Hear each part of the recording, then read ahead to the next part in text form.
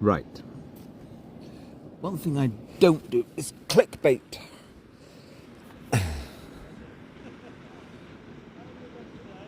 If one tries to intelligently, as I have,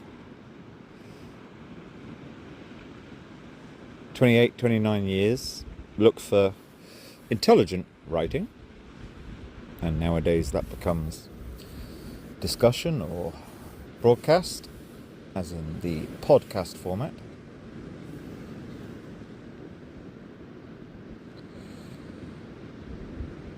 You want to find intelligent, believable, and believable means it has to have some context of authority.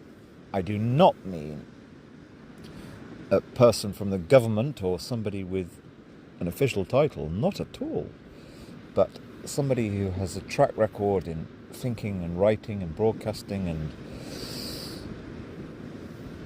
speaking intelligently about various, now I don't like the word, but I'll just call it issues. I'll just use the word issues in contemporary society.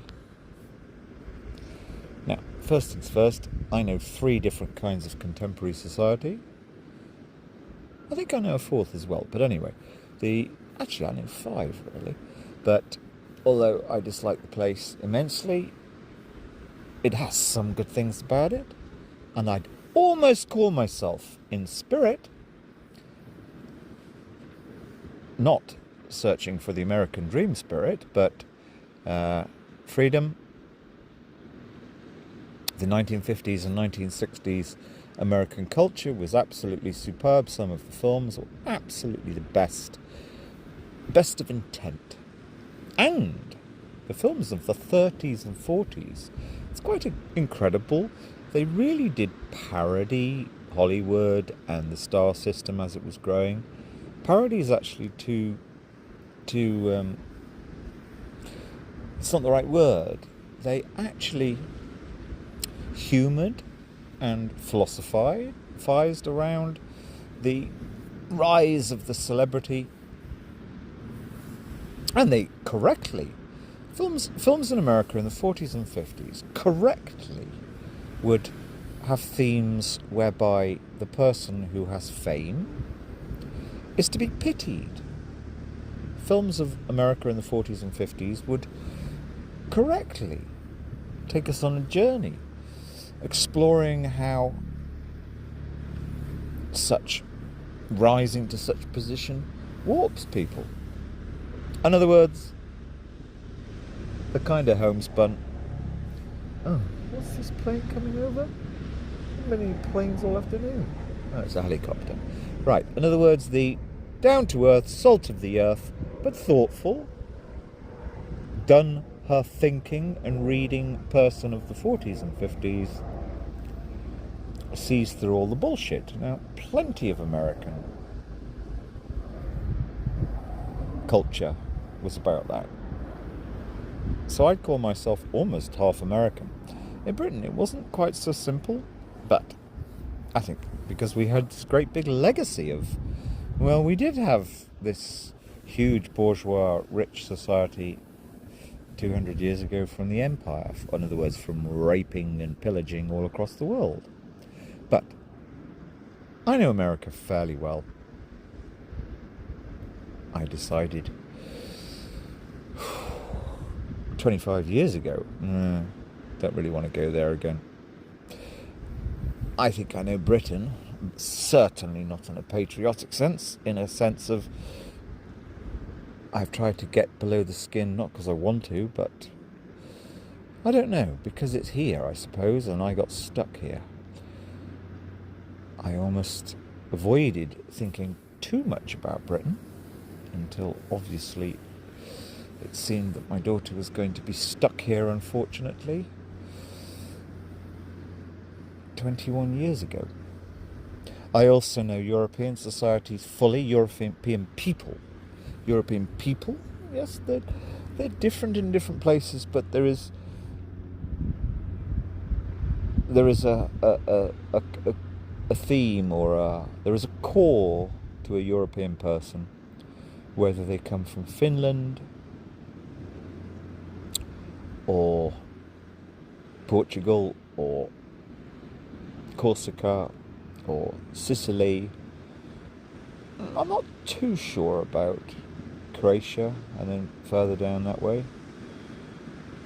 There is a kind of theme. It's difficult to put words to it, but there is a markedly different core person that is much more ubiquitous that you rarely find here. The European person is different, their own type, their own mindset. There are mindset commonalities throughout all European societies that are not present here. I mean, you could sum it all up by saying that the notion of egalitarian systems is not anathema. And then I happen to know, I suppose, a fair bit of the Middle Eastern, Arab, North African mind, and to a certain extent the South American mind. Anyway, to the point. Right.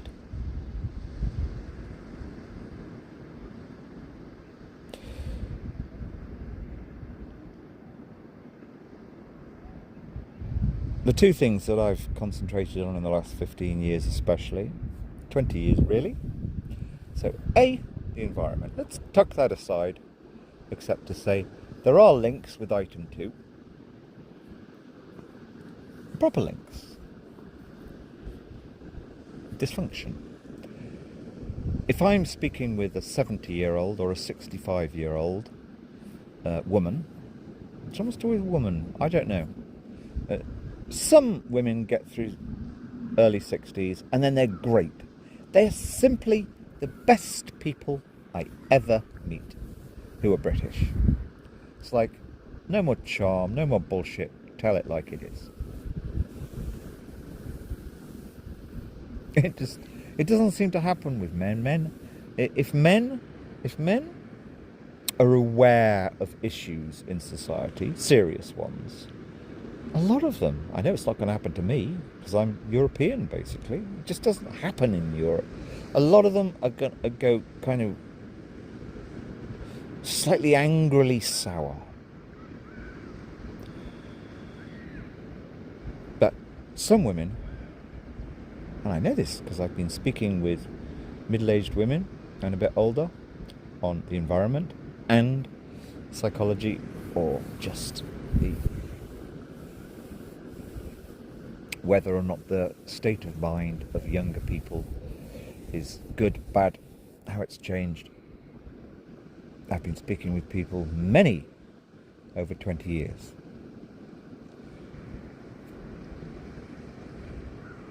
So, here's the thing. Okay. Yeah. It's like this morning, I had a fantastic chat. Really great chat. No, not a second of... it's like you find a kind of your true equal soul. 71-year-old woman was speaking about the environment. In fact, as soon as I kind of mentioned the word to her, she's not born and bred in this county, but moved here to take up with a not born and bred man who happened to live here, worked in the mines as it happened, an Italian man. But she's lived here 50 years, and thus not being born and bred means she doesn't have this silly, you can't say anything bad about my little patch. No, she's straight away launched into it. Well, I've been walking down along this little river for 50 years, and it's tragic what's happened. And this is in a National Trust area. It's tragic. Full of bloody plastic, full of, her words were, full of chemicals, full of plastic. Now this is right... Oh, I don't really... No, let's say it. This is the little river going down the Court Valley, where I just popped in for a last bath first thing this morning, before going back inland. Anyway, yeah, wonderful. Truly wonderful chat. No nonsense, no people pleasing, no charm. It was a great chat we had. Now, so that's the environment. But let's move to the thing that deep down. Now, I'm not alone, but I know I have a pretty unique insight.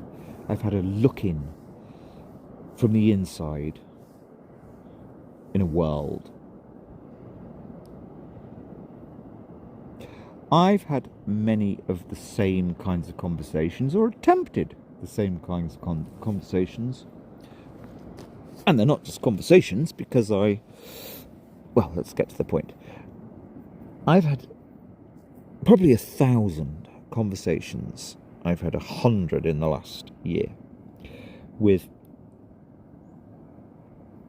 women connected in one way or another, either their parents, grandparents, from the age of 30, but mainly over 50 towards 60, 70, about the reality of, let's call it young adulthood, childhood into young adulthood.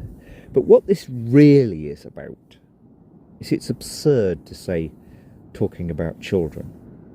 There's nothing to say about children. There are facts, observations, data,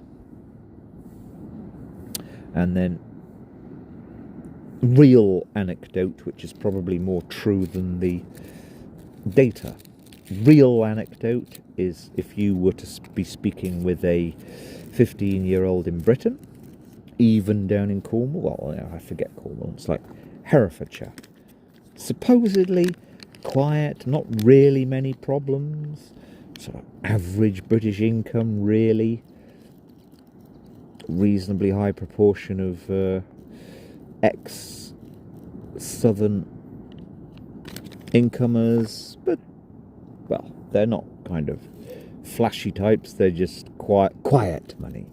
Anyway, if you were to speak to the average teenager, 15-year-old in Herefordshire, or Powisshire, and mentioned self-harming, most of them would say, oh yeah, you know, I got friends that do that, have been lost to that for years. Now, I know that's a fact. That is a fact. Whereas if you were in Europe, anywhere in Europe, maybe there's a bit of an exception, maybe Berlin, maybe one or two cities in Italy have gone a bit wonky, but if you were to take a random sample of 15-year-olds across the European Union and ask this question, so what do you think about self-harming? The majority would say, I don't really know what you're talking about. That's a fact. Now, it's an anecdote, of course, but I have conducted that unintended research through discussion particularly the last 10 years. I'm not interested in self-harming. I just happened to come across a young woman in Britain. I didn't realise how I was well informed through her because that young person, if you saw them, you wouldn't for a second think she would be a self-harmer. She hadn't been for a few years, but she was a bell ringer at the church. She was a major in the army cadets. Name in the newspaper. Congratulated. Wonderful, simple woman, young woman, had been self-harming.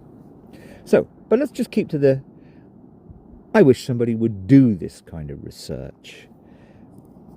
Ask 15-year-old here, all of them will know what self-harm is, and it's not through the internet. It's just take away, because if you're talking to anybody in Britain about why have so many problems arisen, or why does everything feel that it's a lot of people are really in a mess, they'll say social media. No, it's not even the internet. We'll come to that in a minute.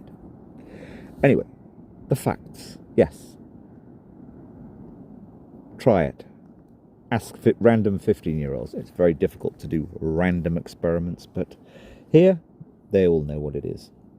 It's not because they've been sitting reading posts about it on Facebook. It's because their friends at school talk about it and have been talking about it for a decade, because there are many that are actually doing it. And of course, we also have eating disorders, etc. Ask the same questions in Europe and you will find far fewer even know what you're talking about. Now, that should be the big clickbait title of this. But you have to actually go a bit further. Not into sensation, but into what really would be the project. Now, I happen to be an expert of all of this. I have no interest in it, but just quite simply, 20 years ago, 19 years ago, I happened to be somebody. My name ended up on a very famous child website that the Daily Mail used. They often quoted this website. My name ended up, I think it was the only one, as "Here, Simon is your SOS legal counsellor, advocate." The correct, or the original phrase was Mackenzie friend.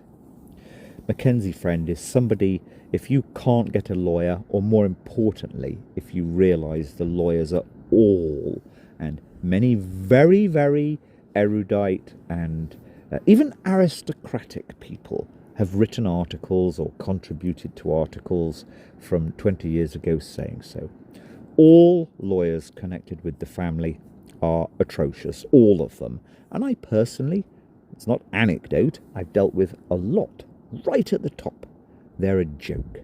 They truly are a joke. So, forgetting lawyers, because most people will think, oh, why don't they get lawyers? No, they are literally part of the problem. Lawyers within this whole huge world. Anyway, getting to the point. So, because my name ended up... So if somebody with true family legal issues, and these are serious, these are the worst kind of things. If somebody has a letter from a court or a solicitor coming in their letterbox, that will knock your sleep. About your kids, I should have said. That will knock your sleep for 10 years. Even if you get it sorted out reasonably satisfactorily and quickly, no, that twists your DNA around. That turns you into a different person. It is truly horrible. My first one came August 2022, out of the blue. No idea. Now,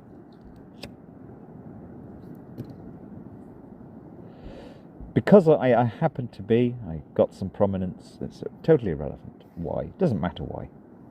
I happen to be somebody who was like, okay, here's somebody who can be your Mackenzie friend. In fact, I didn't even want to.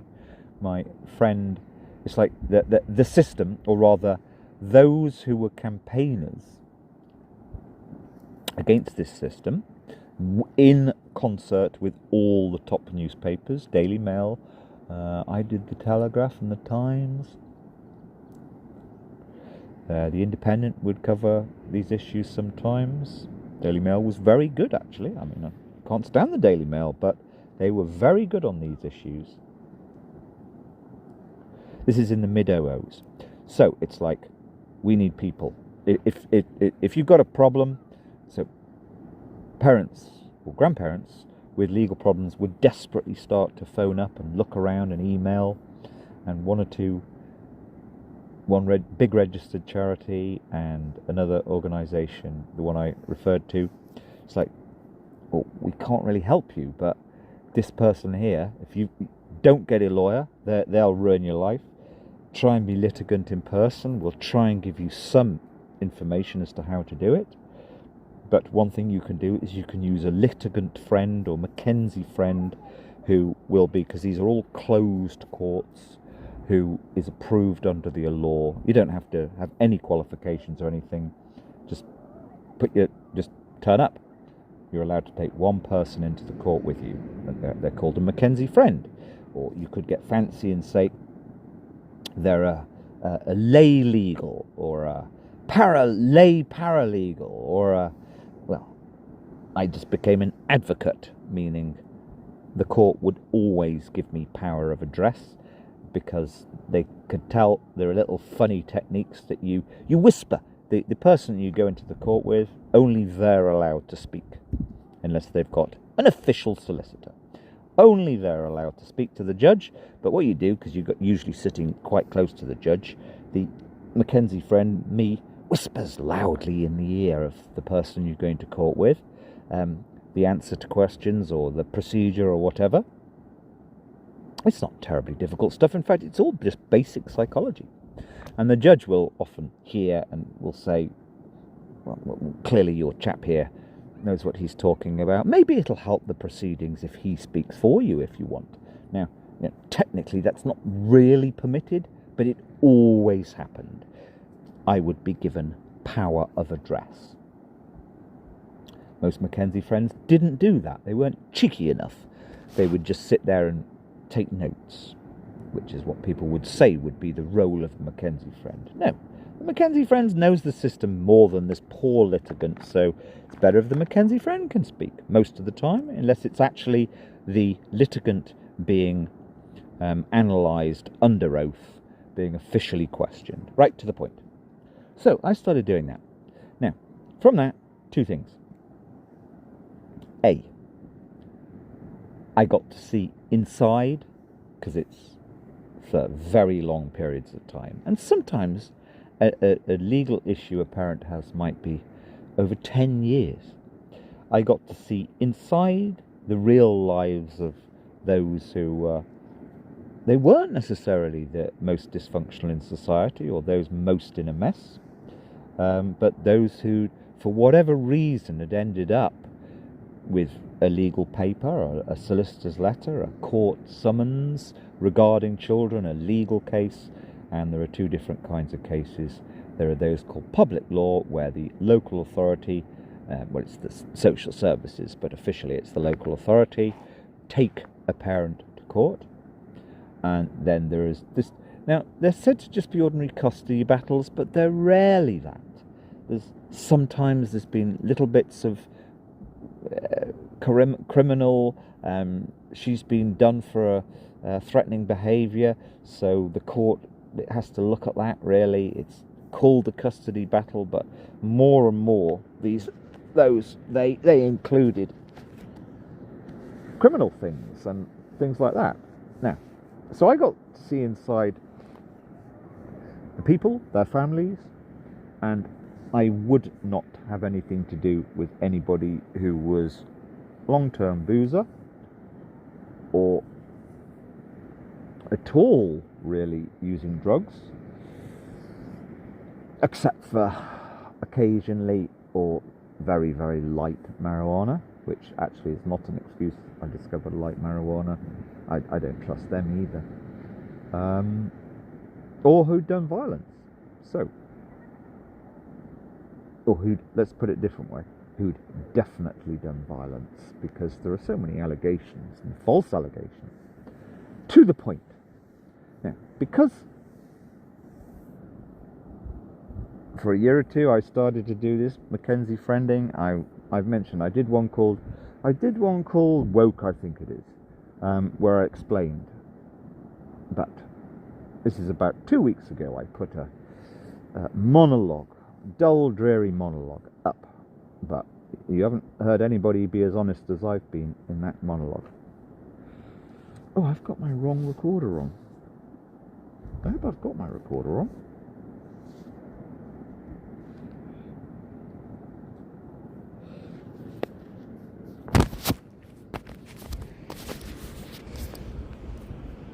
Oh, I hope that's recorded, because I had the wrong phone on me.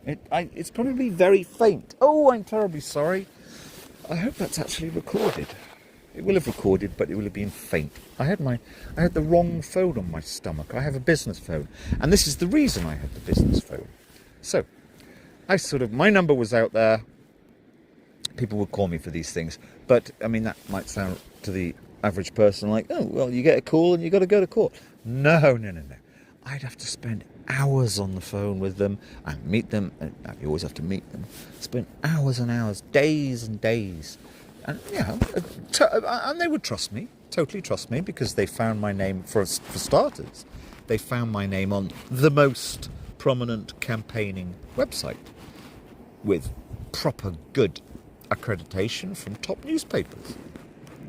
So they trusted me, and they trusted me anyway because I had a story out there which showed I was on their side.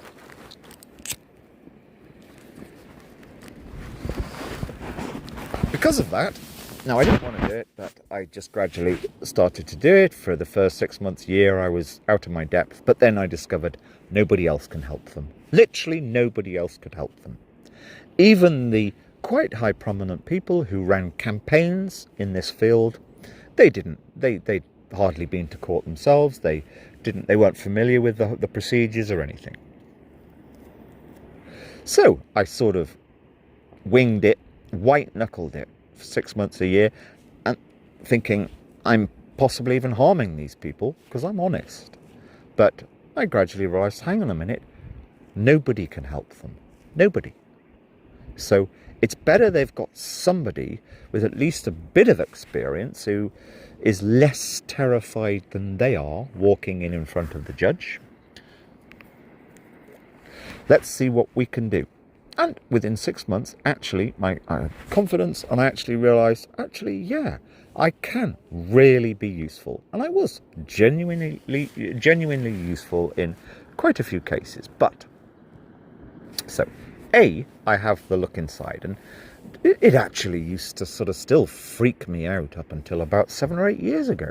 It's like, this is such an emotional load. Now, okay, if a middle-class educated person were listening to this, they would say, well, if you become an official counsellor or a psychotherapist or something like that, there are procedures in place. You have to share your load, and you have to be emotionally distant from that situation. Well, I know all about that. I've studied these things. No, you actually have to be in there with them. You have to spend so much time with them. You have to go and stay in the house. There's no money to keep this professional distance. You're right in there with them. And B, you're doing something, I mean, the funny thing is you're doing something which is, on the face of it, now, ideally one is gentle, but sometimes you have to read the riot act, put your foot down a bit for their own good, a bit of tough love. You're doing something which is, in theory, quite prosaic. It's quite kind of matter of fact. Right, we're working towards that piece of paper for that hearing. But that's not what you're doing at all. You're actually their emotional support. You're their emotional punch bag. You're everything, because they've got nobody, and they do trust you deep down, because they know you're on their side. They know that you've been on the set. You've been where they are. They know that. So, yes, I mean, it's not a case of I didn't learn to put myself at a distance from them. It's like, it really is. You can't. You really do have to be very close to them. And one of the reasons is because they're in such a mess. Unless you're very close in with them to a certain extent, you lose them. They will duck out. They're in such a mess. That's why they've called you.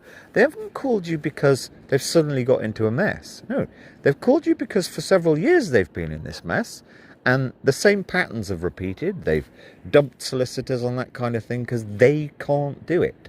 So you know that even if somebody calls you and they're full of charm and excitement for the first few days, it's going to get rocky, usually at about hour 20 in this process. They're going to run away crying, dump you, and you have to have strength of character enough to say, even to come back to them, no, I'm not going to let you. You know, we're close. You haven't got worse problems than everybody else. Everybody's in a mess.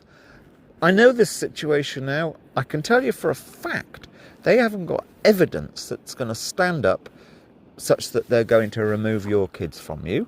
But, you know, we have to, because what it's actually all about, what you're actually doing, what I've been doing, what I realised after about a year, what you're doing is you're working on somebody in all sorts of areas. First of all, you're informing them as to their legal rights, and which is all grey area, because law connected with children is so fucking grey, it's ridiculous. It's so, every judge has a different opinion, every lawyer has a different opinion. It's all just a great big bloody mess. But you know that the average situation with these facts and this evidence, it's extremely unlikely anything really negative is going to happen. Like, you're going to lose your kid. You're going to have stress. They're going to be unpleasant to you. You're going to have sleepless nights after court hearings. But it's very unlikely you'll have your kid removed or have some order made such that you can hardly see them. So you're holding on in there sometimes. You know, there's been an explosion. You're almost kind of goading them. Look, I've retired to the cafe round the corner now. I'm going to wait here 3 hours. You're lucky, I've got a good book to read with me. But I'm not going. And if you don't come today, well, if you call me tomorrow, we can just reconvene. We'll forget about today. You have to be in that mode, sometimes for weeks. Now, if you're in that mode, if I'm been in that mode for weeks, and I've been in that mode with about 5 people for 2, 3, 4 weeks, it's utterly draining. It's like you can't get on with anything. You are there for them. You're hoping that they're going to re-engage for their own good because there's no big problem. Or rather, right. But anyway, yes, as I was saying, what that job is a human being has to walk in and deal with officials who have the power to make decisions. And it can even be their own lawyer, because all the lawyers have lunch together and they play games and they make decisions as to what they're going to do. You can call that corruption, you can call it whatever. But the job that I did was to basically build somebody's body language up so that when they next meet a judge, when they next meet a court officer, when they next meet an opposing lawyer, they've got bright eyes, straight backbone, chest out, tits out, and they're then able not to control the situation, but to show the other side that they're an adequate person, that it's wrong to try and take their child away or reduce their time with their child, that they're a good, ordinary, average person, able, if necessary, to fight their corner. I mean, basically what you're saying is, what I was building them up to do was to walk into a court, and even in a simple lower court proceeding, the judge will have the feeling, this litigant here seems to have their act together. They don't seem in a mess. They're able to answer questions reasonably coherently. Right, I'm not going to fuck this one up the arse. I'm going to wait till the next one, because if I do it with this one, that one seems they've got their act together enough. They'll take me to the Court of Appeal, and they may even win. And that bloody litigant friend of hers, Mackenzie Friend, he seems far too bloody knows what he's doing. So yeah, we'll just this one we'll give the case to them. I'll keep my quota of this week of okay, I've got to find one is a real problem, and then someone's got to make 100 grand in legal fees taking their child into adoption. I mean, that's kind of almost how it works. So if I've built somebody up, if I've assisted somebody to be the better version of themselves, it's got to be reasonably authentic, and I have techniques. I had a technique that I don't think anybody else had. I would say to people, right, you're walking into that room, that judge and the other side, they're always, even if you're the most perfect parent in the world, they're going to find a criticism of you. That's the way it is. Even if the judgment of the case is you're the great parent, the other parent is a real mess, there will still be something in the judgment negative about you. So here's a technique. Why don't we give the judge, and the way you do it is put it in a statement, give the judge a criticism of you. Give the judge a criticism which you're comfortable with, which has a partial truth in it anyway, because none of us are perfect. So let's think about, but also, of course, it's safe. In other words, it's not going to be something, because I, Simon, know what are the unsafe criticisms.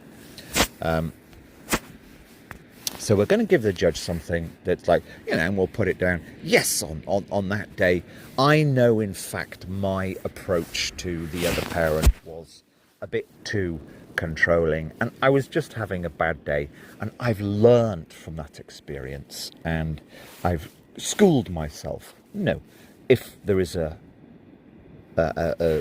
disturbance, or rather if there is a difference of opinion about, say, when the child spends Christmas or whatever, that's usually actually an easy one.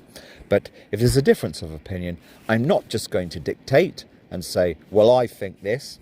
I'm going to use much more conciliatory language because that day I did that, and yes, Judge, you've seen the texts. That was a mistake of mine. I own up. I even say sorry. So you give... Now, I know nobody else, because I used to know all the other... There were many top Mackenzie friends. They were one-dimensional. I'm a fucking genius of literature and philosophy. Give the judge something, and two things will happen. Well, the first thing is, the judge will be absolutely astonished. The judge, when he reads your statement, or she, it's like, nobody ever fesses up to something that hasn't been in the court, because you're going to give them something that hasn't been in the case. Nobody fesses up and puts something negative against them in their official sign, because these are all signed, sworn statements, which is what children cases are based on. This is quite astonishing. Now, I'm such a good writer, me, Simon, we will write it in such a way that doesn't appear you're on drugs or mad. It will be put wisely. And the second thing that will come out of that is the judge will think, fuck, I respect this litigant. They're actually trying to be a balanced, all-round human being. And it's a fucking lethal tactic. My job was spending days sometimes with litigants, trying to convince them that that's right. Now, anybody knows that's right. As long as it's careful, you do not tell them if it's never been in the court papers. Well, actually, I was an alcoholic for 10 years and I only just got out of the priory. If it hasn't been in the court papers, I'm being silly, because somebody would have put that in the court papers. No, you're giving them something that is a safe thing against you. So, yes, my job, build somebody up so they go in, and the judge, with some good statements in their background, in the case that I'd written, and the judges always said they were good. In fact, the only problem was sometimes they were so good the judges literally hated me.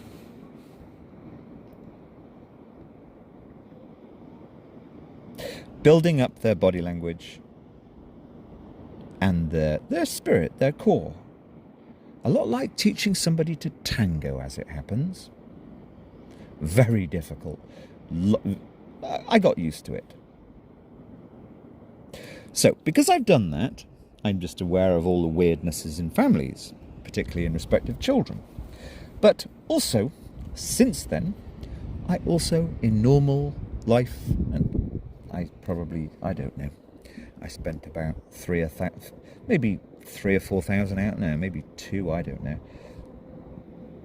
2,000 hours, 3,000 hours actually with people doing this over the course of off and on 10, 12 years, and I did a few in 2020. Much more serious in 2020. Parents, well, the courts were actually closed, but the parents were really even in a terrible fuck up with drinking themselves to death or doing drugs when they shouldn't be with kids. Right. So because of this, and also as of about 2006, 7, 8, I started to have little successes, which just relaxes you, builds you up. Good for me, because it's not, you actually want to You'd want to assist other people who are truly looking at the worst things in life. So because of this, my ear is attuned to ordinary conversation and also the discussion about social affairs in the media. And I think it's probably especially attuned. I literally, I can hear what might be behind things and whatever. Now, here's the point of this audio. I choose to spend my time with middle class, not because I'm middle class, or not because, no, I'm actually upper class officially, according to the class rules which say if you read ordinary books, literature, you're kind of in a special class, new class, they kind of decided about 10 years ago, because so few people do. Anyway, let's leave that. But I am certainly the last person who's got middle class bourgeois pretensions, but there's no point talking to uneducated people, or rather the people at the bottom in Britain. They're all in such a mess, and they really are. They truly are. And that sounds insulting, but whatever. So I generally speak to people who appear middle-classish, comfortable-ish. They usually are graduates. I'm not a graduate. They usually are graduates. And here's this is the point of this audio. Now, my ear is attuned to the public conversation, the ordinary, even just walking down the street, even sitting in the library. My ear is attuned to the discussion in libraries, which is often about problems that people have with children and things like that. So, I know the following. And I probably know it. There's probably only a few of us in the country that actually know it. The actual, let's just call it, it's quite simple. I mean, there's two kind of steps to this. Everything that Oliver James wrote in his brilliant book, Affluenza of 2013, well, it was already coming to pass. Basically, it had already come to pass in America, and Britain was basically usually 5 or 10 years behind it. That ultra-materialism, obsession with the self, obsession with celebrity, all of these things, and then nothing like enough time, parent, child, sweet time. The parent is, the middle classes put their kids in fucking nursery age 2 now, when they shouldn't be till age 6 or 7, and the science says so. And they'll even be doing that down in, well, they do it, Hay-on-Wye, Greek, it's just revolting. And they'll all have their own little, oh, yes, but. No. Oliver James's book is crystal clear, and he's a scientist of children, and clearly cared. So, forgetting putting your children into childcare or not spending enough adult-to-child time in their about age 7, everything else in Oliver James's books just gradually got worse and worse and worse. Now, this is where I say, I think you've got to take this thing called social media, you've got to put it to one side, because to me, and I know this is true, it's much more just the fact that 2010, probably only about half of people had a laptop. When you're using the laptop, you tend to get, I've seen people in the bottom third, really kind of, you can almost call them underclass people. When they get their laptop out, when they got their laptop out, 2010, it would be like a little switch goes on inside of them. That's quite good to see. It's like, well, I got my laptop out, I'm going to try and be slightly professional, and I'm going to be a bit Microsoft Word. I'm going to be a bit, here I am. It's like their pride almost sort of, well, their esteem went up a few pegs. It's like, well, I've got a laptop. I'm going to try and use it, even if they're semi-illiterate. I'm going to try and put my stamp on whatever they're doing. Whereas, with a phone's basically exploding, smartphones exploding into use a few years later, that is not the case. So in other words, it's actually just the type of computer. The type of communication device. But that's not the point. The thing I am attuned to is this. because of my background, and I think I think there's only 5 or 10 of us probably, or maybe 100 of us at the most in the country. Now, I am not part of any institution in any way. I do not adhere or believe in fact, any profession. I do not adhere to their protocols or follow the system, which always, with professions, is aimed at self-aggrandizement. I mean, the judges are hilarious in that they have. I've been to this conference of kind of judges, and they always open up with, "Well, we have to pay tribute to ourselves. Such professionalism amongst us all." They almost kind of bring themselves to tears when most of them are absolute fucking useless or worse. That's family judges. Right. Here's the thing. I open this saying there's nothing worse than clickbait. But I'm attuned myself. I know I am relatively an extraordinarily happy and balanced person, and I've never, ever done psychodrama. I just don't do it. There's 1 or 2 things that have been done to me. I don't do psychodrama.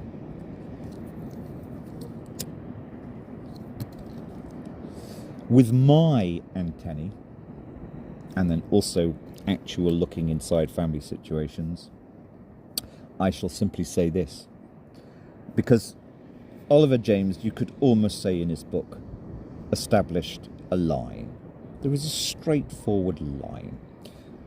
One side of that line, you're relatively healthy. I'm talking about psychologically. The day-to-day life of a child or young adult. The other side of that line, you've gone into a fair amount of unhealthy, just healthy is the best word actually, or we could bring in the slightly more officious professional sounding word, dysfunction. Now of course, and there's far too much focus on some children, young adults, have truly terrible trauma.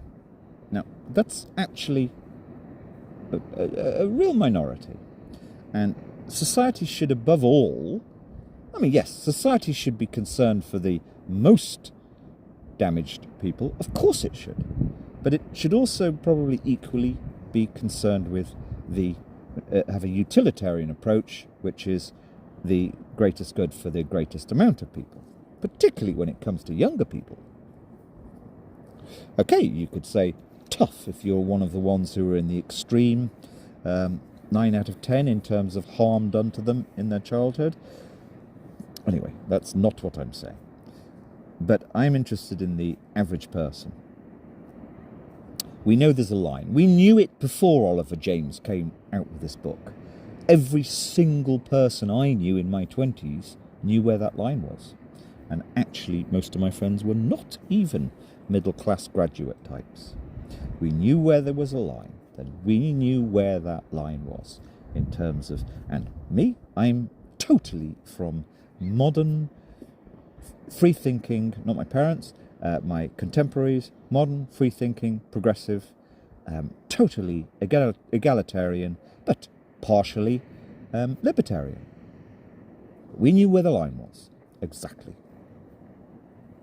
Here's the thing. I know from my antennae that amongst all classes, the majority of teenage children, say, well, young children as well, that's the most important age group of all, but young children, teenage, and then young adult in their 20s, they exist in a world, and I don't want to imply it's some kind of dungeon or some internet dungeon even. I'm talking about between their work, walking to work, travel, their social interactions, their family interactions. They are in a paradigm that is considerably the wrong side of that line. Now, that's not me, an old fuddy-duddy, saying that. Let's just focus on the, say, perhaps aged 10 to 15. Now, any parent will say, and it's actually the wrong way of putting it. I really dislike it when parents or experts say, "Oh, puberty is such a huge thing. All those hormones bubbling around." You kind of almost not give them a free pass. That's the wrong way of putting it. Because, yes, puberty and the emotional turbulence of puberty is, as we all know, a natural process, and it is a considerable thing. But you then have other things on the side of that. It's just day-to-day life experience and the emotional place children are in. I mean, you could say when I was 15, nobody was watching horror films.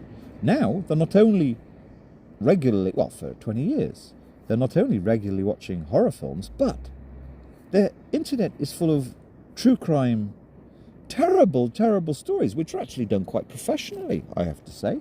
The American ones seem to be, I've seen some of them.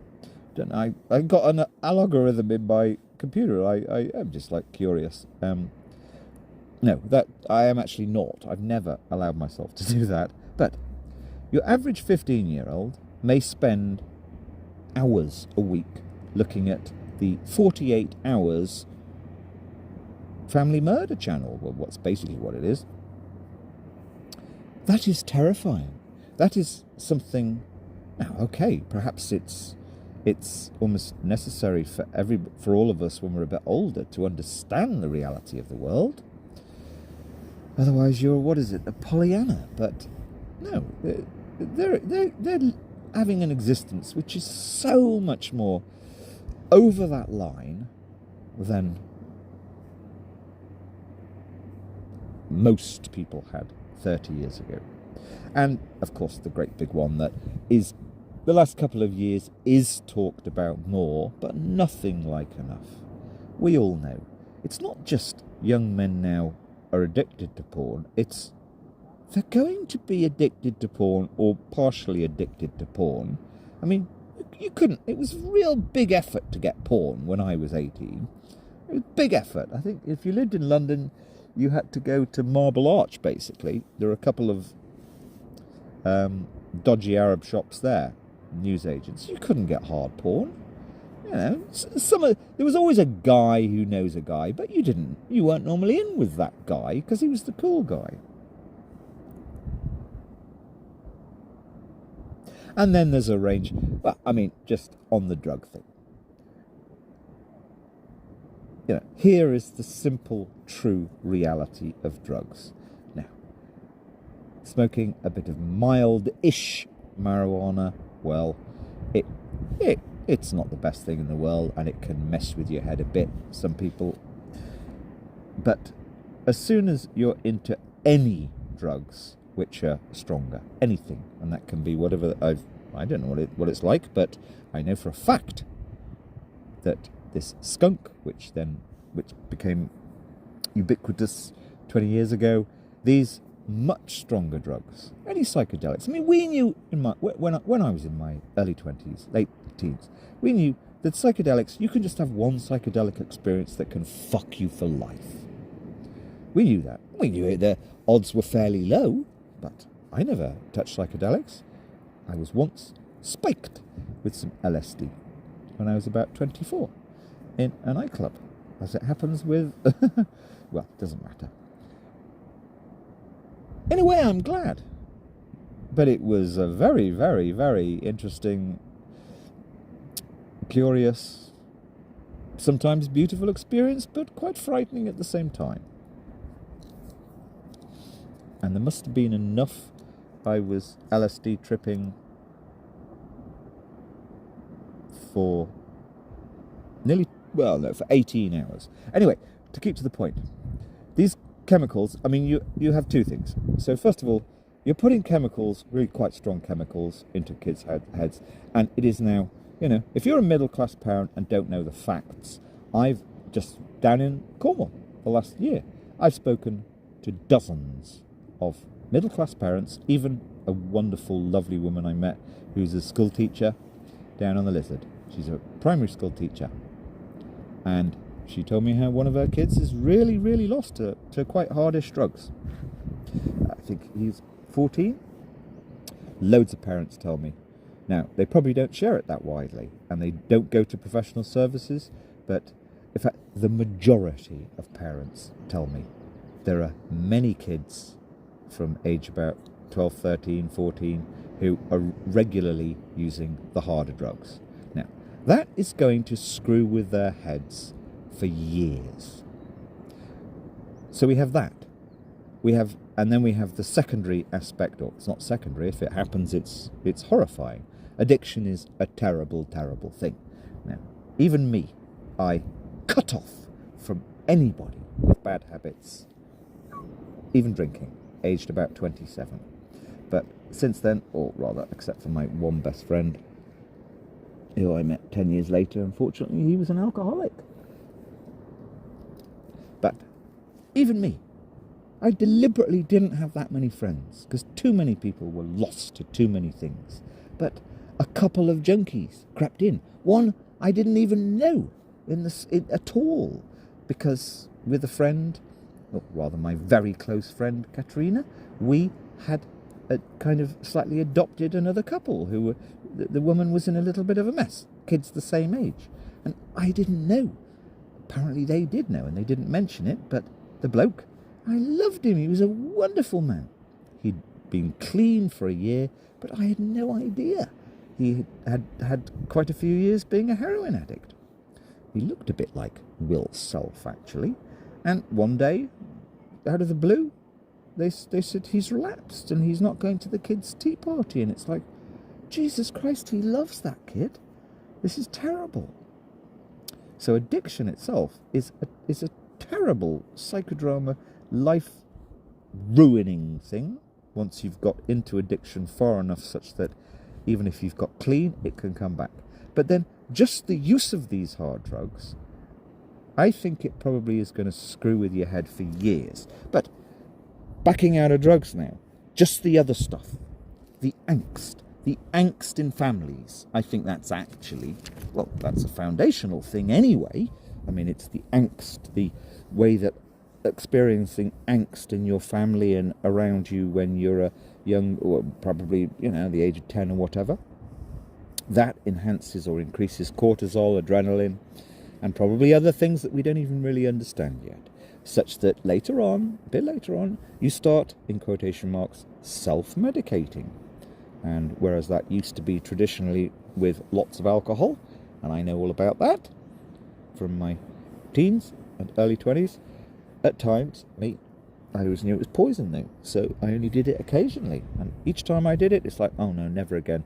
I'll end up like my father. And thank God, gradually, I stopped it. But so many young adults, and here's the point, well, I've said it once, but I'm just going to reiterate it. If you meet European kids, I do, or young adults, I speak with them, and that's been the quite interesting thing about staying in this otherwise horrible, unfriendly, selfish, sour, weird county, which is all of those things. Sorry, fact. And so immature. I've met lots of young Europeans, and I chat with them. They're confident, they enjoy talking, 20-year-olds, 25-year-olds. And they have very few of these over-the-line situations in their society. And the fundamental over-the-line situation, as I've said, is children being brought up in an environment where there is angst, anger, real anger. That sets their body for life. That, if an animal is brought up in conditions of stress, that sets their mind-body for life. We have so many children, many more than in Europe. I mean, I'd say it's 5 times more, if not 10 times more, who are brought up in this, I don't use the word really, although I might playfully use it, toxic. Because it's the wrong word. It implies vape, juice, essence of vape going around the front room. No, it's toxic above all means the psychology of those around you, the vibes, the mentality, the countenance, the stress level, the expressed anger, the tone of the voice, and their ability to deal with emotional intelligence of things that go wrong. And that actually is, I'm glad I remembered that one, because that one is the scariest one of all. So many don't have emotional intelligence. It's just, and you don't believe the BBC, don't believe the figures. I've got incredibly good radar. They just don't have it. I've had hundreds of quite long, serious talks with many parents about the problems in their families, and not as a busybody, not as a goody-goody. It's just because I'm attuned to it, and I suppose I'm slightly curious. It's like, what's really happening? Very few understand the real, via emotional intelligence, strategies to make a situation peaceful and okay. They just don't understand it. Even middle-class parents. Middle-class educated. So, if you're a middle-class person listening to this in Britain, educated, who's got a fairly balanced, rational mind, I'm telling you, I don't want to have to tell you, but this is the reason why 10 years ago, well, 20 years ago, because I knew it was here already, or rather, all the conditions were here in Britain 20 years ago, but by 10 years ago it was obviously here. The psychosocial environment for children in Britain for 10 or 15 years has been so bad, so many are badly affected. It's the majority. It's much, much, much healthier across Europe. Full stop. And unfortunately, unless you've got a European passport or residence, can't do anything about that. But that's the fact you have to know about your society. That is the thing that, nothing to do with my daughter. My daughter was doing absolutely fantastically 15 years ago. So said everybody. And then she was just basically nicked. So I'm the lucky one. I've got no responsibility for things going wrong if they've gone wrong for her. No. But I have got nothing to do with me, nothing to do with my own past, except for the reasons given, I've got absolutely fantastic antenna. And going back to the beginning of this conversation, occasionally it's less so with the environment, because in fact it's scarier. Occasionally I meet 60-year-old women who, what I've just said, although they're lost, but they agree with what I've just said. They totally agree. They see it for themselves. They, unfortunately, and this is why I put this in, they say, well, why is it? Is it because of social media? Now, let's be crystal clear about the appalling journalism in Britain. 20, 30 years ago, the journalism, if it were aware of this, it would start to actually even run its own research, properly inquire through all sorts of people, find people like me, for example, and speak with them. Face to face, for real. Now, anybody connected with children or families, one thing you can't do, one thing you're very, very wary of doing, is writing things through email or whatever, because well, you can fall foul of certain rules if you accidentally mention a name or a surname in an identifiable way. So, I mean, like family lawyers, they don't really like to deal with email with non-secure sources. But that's going off on a tangent. But the point is really what I said. The journalism of Britain is appalling, because I saw this happen about 10 years ago. It was crystal clear. It started to be the case that, and BBC does generally lead in this. BBC and Daily Mail, I suppose. Okay? It's so much cheaper for them to do journalism via Facebook. In other words, what do we see on Facebook? What do we see here? What do we see there? Now, The extreme end of this, the self-harmers, even the suiciders, they, as we all know, piled onto Facebook. I assume they're there, the eating disorder club piles onto Facebook. That's so easy. It's cheap. In fact, it's not even journalism. For our media, our fifth estate, or fourth estate, I should say, to try and figure out what society is through Facebook. And even worse, what they do is they're approached through, well, it's online, but they're approached by email or whatever by Facebook campaigners. Now, I've known most of the family Facebook campaigners. Most of them are really not that bright.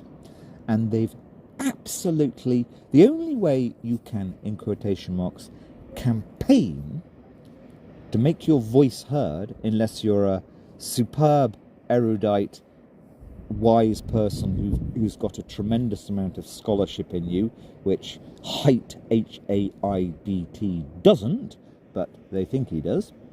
The only way you can make your voice heard is if you focus on one kind of specific little, seemingly quite extreme facet of society.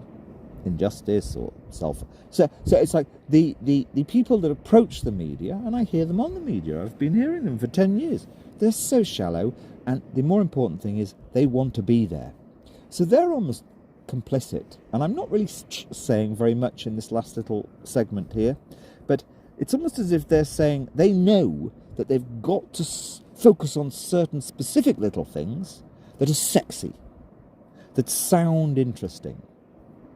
It is not interesting to say to your Radio 4 or even Channel 4 interviewer, well, if you read Oliver James's book, he crystal clear pointed it out there, that if it doesn't matter what the reason is, if we as parents or grandparents are spending far less with child time when they're under about 7, in fact we should be with them most of the time, that creates mental issues. That's not sexy. There is no Facebook group for that. Nobody's harassing the BBC. Come on, you should be interviewing me on my subject because my group are the expert in this. And then they might get funding. The journalism is appalling, which is why I've made this. I know. I've never heard. You hear one or two programs. On SimonClayton2020.com, we've got, I think from about 3 months ago, we've got a link to a Radio 4 program about, children. That's a very good example, actually, about the increase of violence from young children towards their parents. And the big error in that program is they said, something went to court and was sorted out. That's 1% of the time. 99% of the time, they shouldn't have included that.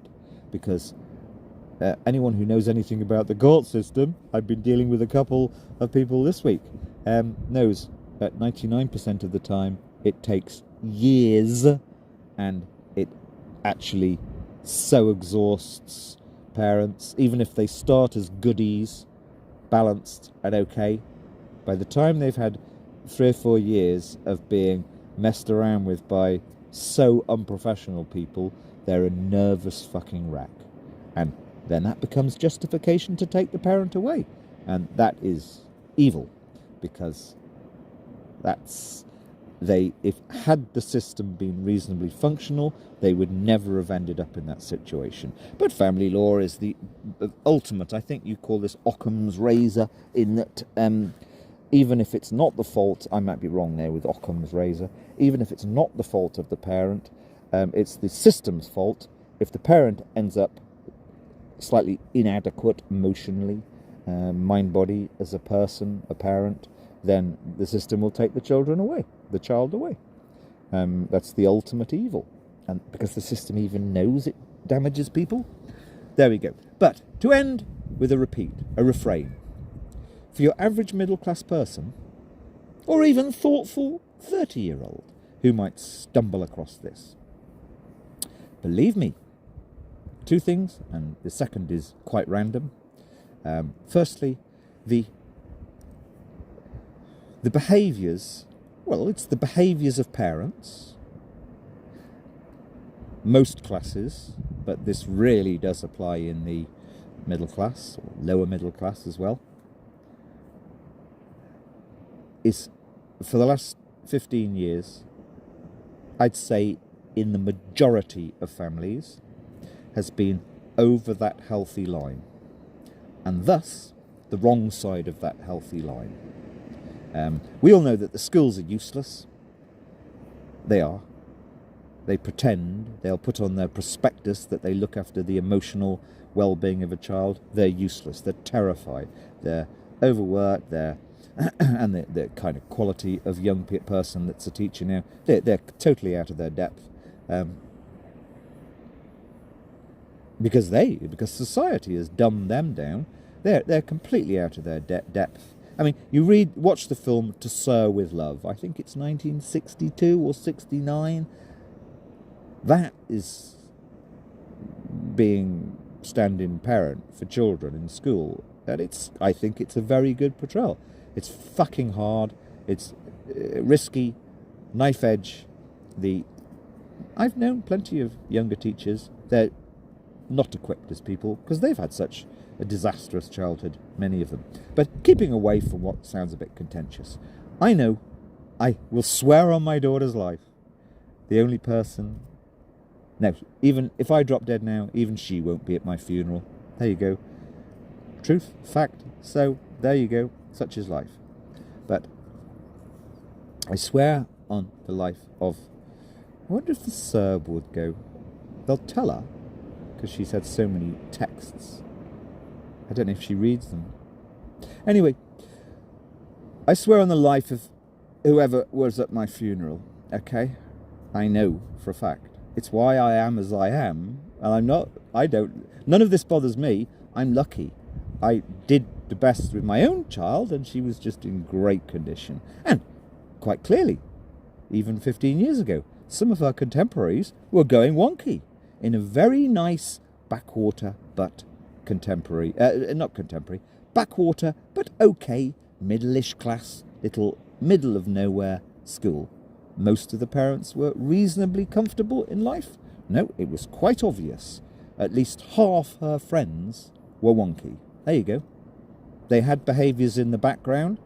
I mean, I won't mention a name, but one of them, kind of a little boy who would come up quite often, I'll just simply say he had non-standard hair colour and liked Led Zeppelin.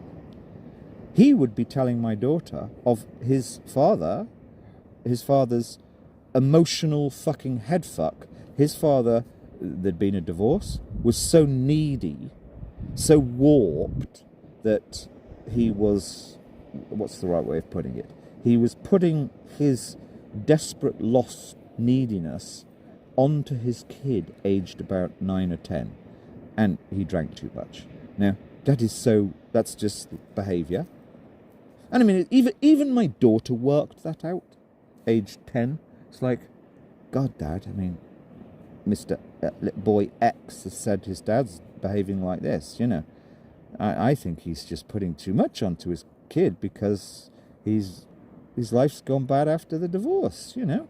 He's not just manning up and putting on a good face, like you do, Dad. That's behaviour that's over the line, and there's so much of that kind of behaviour. As I was saying, I'd say half the kids, and one of them was even a social worker's daughter.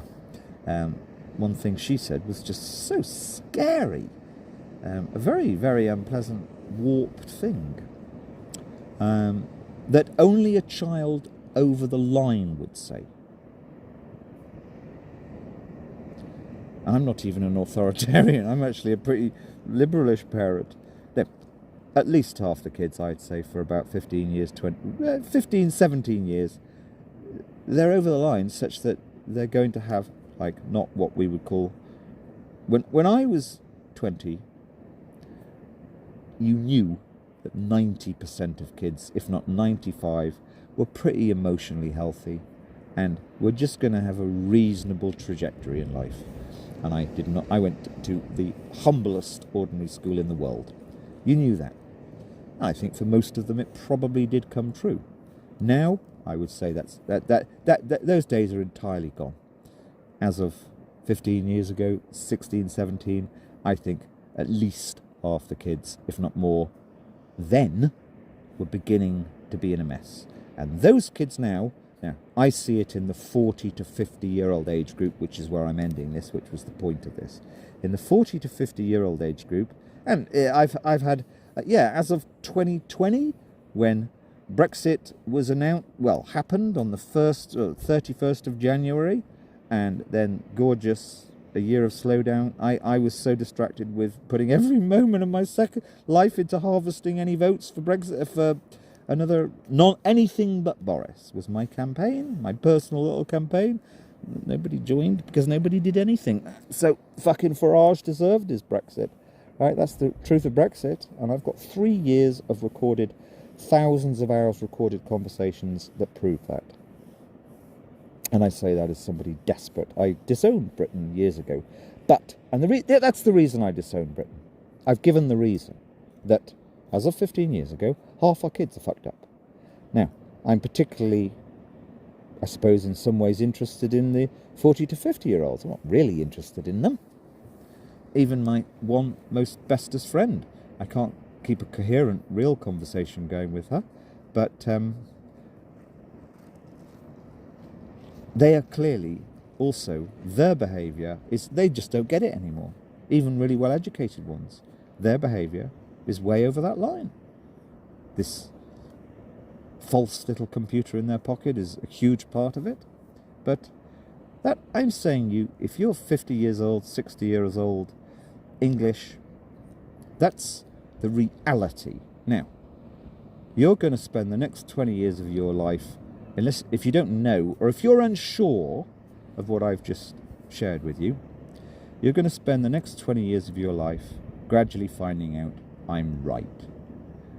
I'm trying to save you the effort. Please believe me, on the life of the only person who'll come and spit on my grave. That's what I have gradually discovered over 15 years. And by 10 years ago, that was it.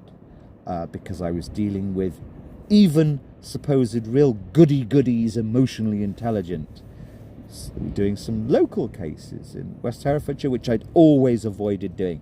Didn't want to do anything close to home.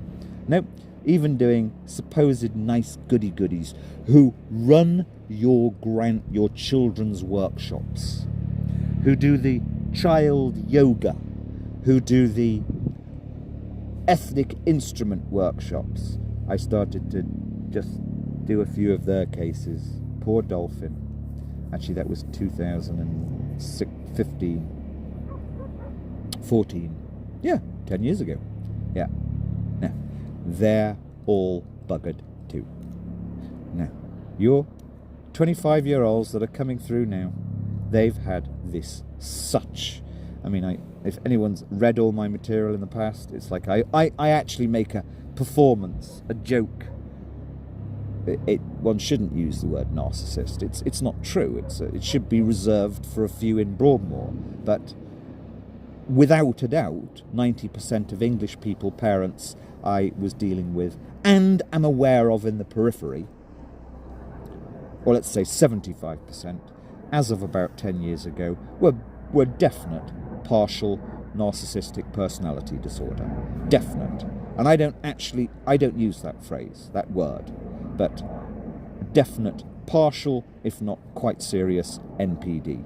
75% of them. That's even in nice, safe, generally Guardian readering-ish West Herefordshire, Hay-on-Wye, Kington, Prestine. Okay? 75% NPD. Which means, of course, let's try and define it. Sitting down, talking about their friend's legal problem. Do you understand that the judge, if we can I've given the example, if we can give the judge this little thing against your friend, that's a very clever strategy, okay? Because I, Simon, can put my head in the head of that judge. I've done this before. I know what I'm talking about. Okay? And that's the quickest way to help your friend or help you here. Okay? If you're talking to a 40-year-old, let's say. As of 10 years ago, the majority couldn't understand that. That's NPD. They can't understand. They couldn't sit back and put their head in the head of that judge. Like, oh, yeah. No. All they can think of is fear and their own, what's the right word? Their own, the image, their own image.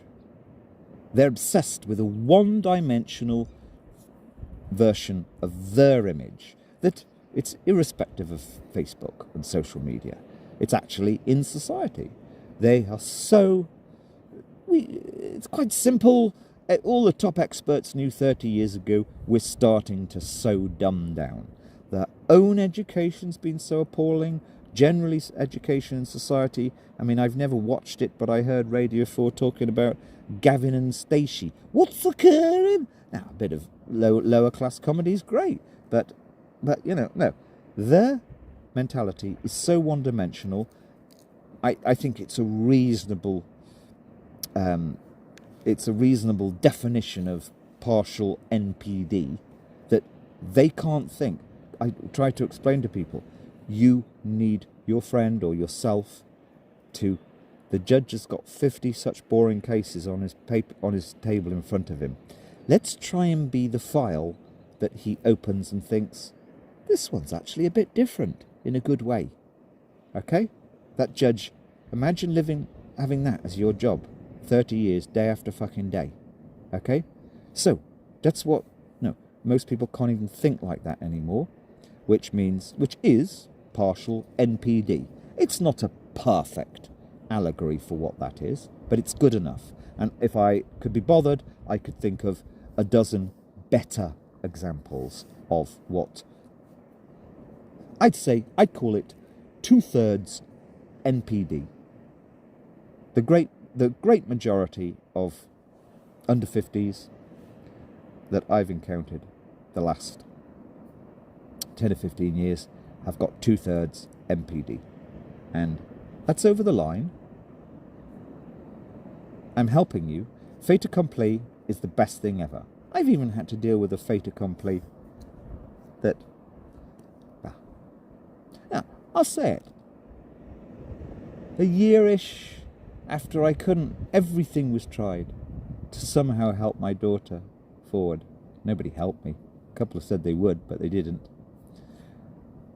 I even kind of started to, because I'm intelligent and I know reality, it's like I started to say to myself, next time I see my daughter, this is 2011, next time I see my daughter, we'll be in a toilet with a heroin needle in her arm.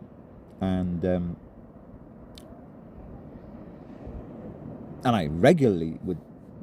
No, I train myself to say, that is possible, accept it. You have to accept the worst. It's called fait accompli. It's how you survive, and bizarrely, eventually, particularly if you're lucky, like me, I don't have any guilt at all.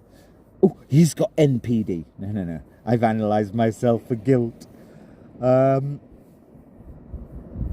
I've analysed myself for bad acts.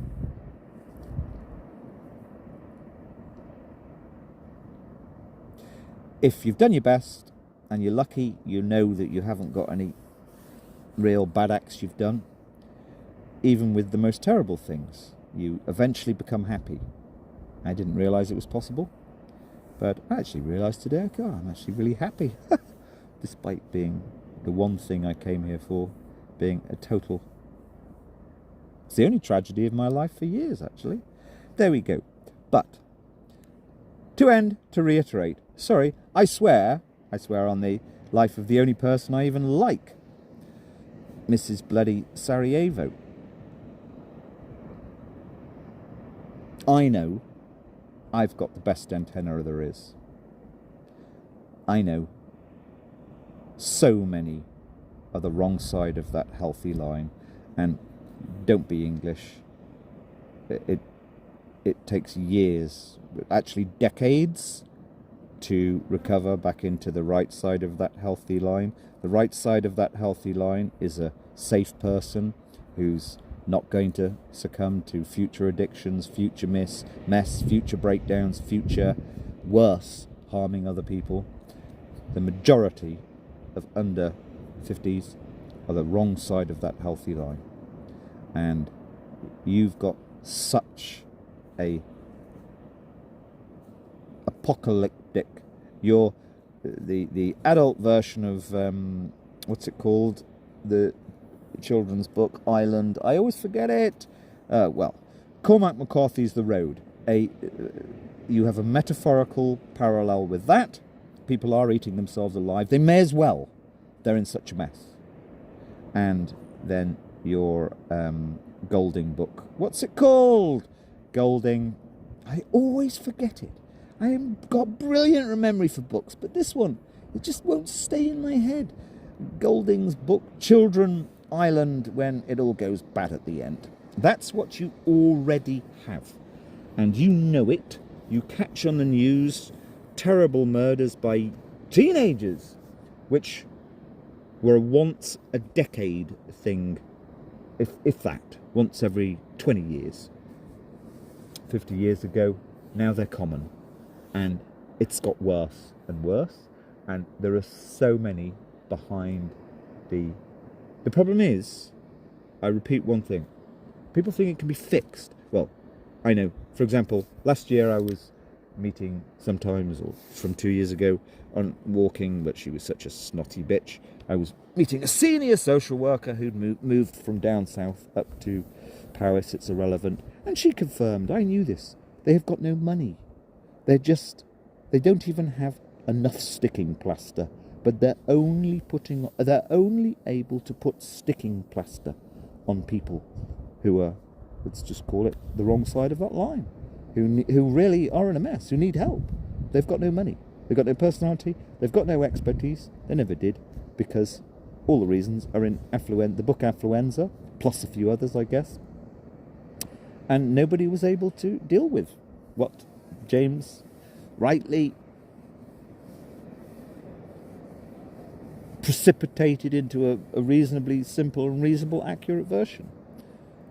You will be much happier if you know that most of those, particularly under 50 around you, are just not able, and it's not that they've created some new alternative reality that's going to then thrive by their behaviours. No.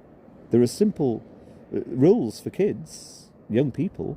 If you're behaving in just the countenance, if they're living in a kitchen, a lounge where there's often angst or unhappiness or sometimes violence, sometimes anger, that affects them for life.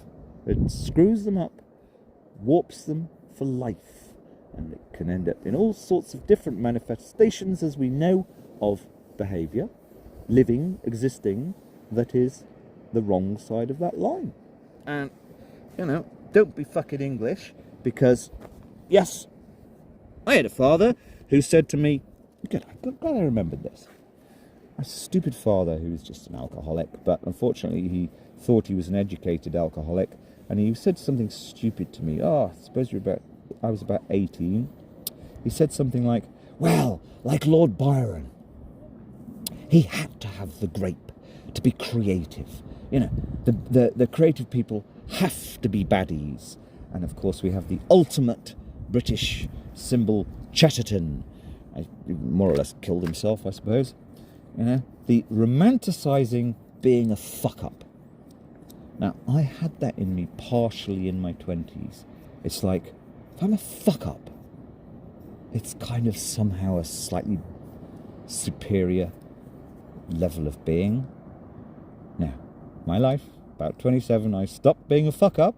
I was a little bit of a fuck-up still inside, but I stopped all fuck-up behaviour, all manifestations of being a fuck-up, and then 3 years later, just before I was 30, I met somebody with 2 young kids and completely changed my life. I started to love unconditionally others, care for them, and more importantly, or just as important, stop thinking about myself. I say to myself, sometimes if I'm talking to an intelligent person, It's as if my DNA was tweaked about the third time I spent some time with these young children. And it's never gone back. So that was the "you're no longer fucked up" tweak. And it's basically held out. No, it has held out. I knew it would hold out. After about 3 months of being in this new state, it's like, I know if this is me for the rest of life now. And I've been tested. I've never reverted in any way. I could go on cocaine for a week and then just stop it and have not the slightest thought of, I wouldn't have any addictive behaviour in any way. If I wanted to, I wouldn't, but if I wanted to. I have no traits that are problematical, except I really must stop my most enjoyed roll-ups. Not about me. Your under 50s are in such a mess. It's not the same in Europe. If anybody who's got European residence wants to marry me, they can, and take me over there. They can, whatever, make some money out of me, I don't care. But that's the reality, and I'm not saying I discovered this 10 years ago, or rather, this it's horrifying. This isn't a joke. This isn't clickbait. This isn't me, stupid Russell Brand, putting his endless fucking, "oh, it's just happened," clickbait titles. I have a 25-year-old daughter. When this gradually started to come to me, say about the year 2012-ish, about 2012, 11, 12, gradually this was, that's how it really is. I was doing quite a few legal cases in 2012-ish, 11-ish, 12-ish, or I did 3 or 4 long ones that were very, very, I saw so much through those new legal cases, for others I mean, despite somebody playing legal games with me. I didn't want to come to this conclusion. I wasn't sitting there thinking, "oh, can I have some psychodrama, please?" I want society to be healthy for a child who then was 13, 14, 15, 16. No, this is just, you've got to know where the goalposts are in life. That's what I've discovered.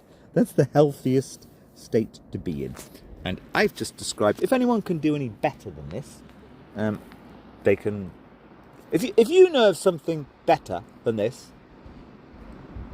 you get to have my van. Okay? There you go. Which is all I got in life.